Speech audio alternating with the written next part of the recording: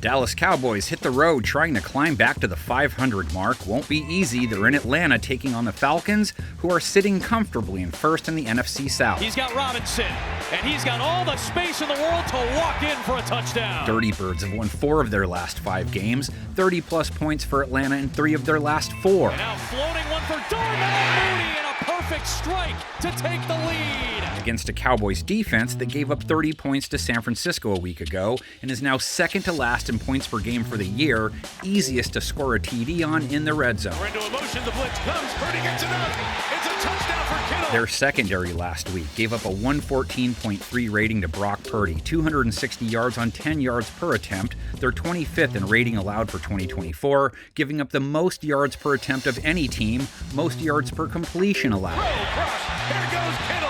On the run, George Kittle inside the 10.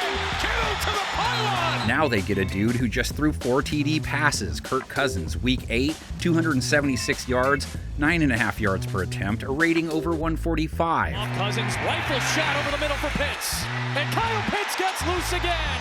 Dallas gave up 128 yards and a TD to George Kittle in their loss. Atlanta has a good tight end too. Kyle Pitts scored twice week 8, 91 yards. Number 26 matched up in the slot. He's just so big. He's part tight end. He's part wide receiver. Wideout Drake London, just 34 yards versus Tampa. Darnell Mooney, 86 yards and a score. His speed that he brings to this complement of weapons, he's as good a player as we have. And Dallas has Bijan Robinson to worry about, 7 catches, 43 yards and a TD. 4th touchdown pass of the day for Cousins, and it's the largest lead of the day on either side. Bijan also picked up 63 rush yards on 4.8 a run. It is Robinson who slices through to move the chains, a big first down. Cowboys also struggled against the San Francisco run, gave up 220-plus yards on the ground, 6.2 per. Isaac Garindo on the run here. Big run by Garindo. Dallas's front, missing Micah still, only mustered 2 QB hits without him.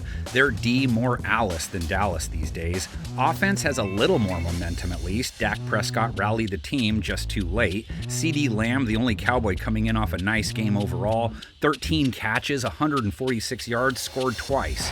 Prescott, end zone, shot at CeeDee for a touchdown, and the Cowboys are alive. Prescott targeted him a whopping 17 times, 8 to Jake Ferguson, so 25 of his 38 attempts to those 2 guys. Prescott threw 2 INTs, a sub-80 rate, under 7 yards per attempt. Moves the pocket, throws on the run, sideline, ruled inbounds, a spectacular interception.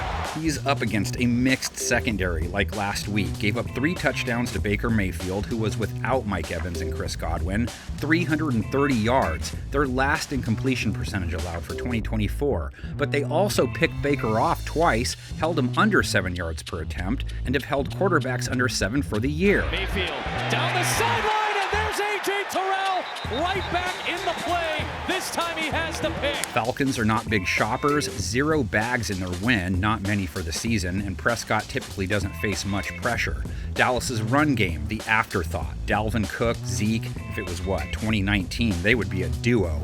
Week 8, 2024, 46 yards combined, neither guy over 4 a run.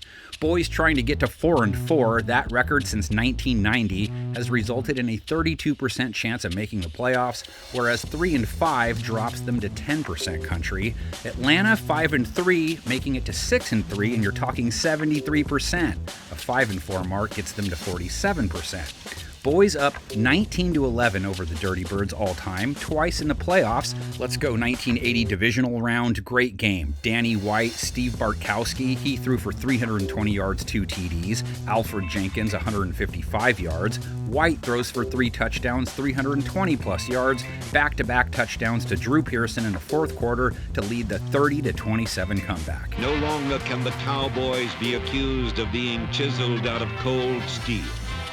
In 1980, they marched toward a future as glorious as their past.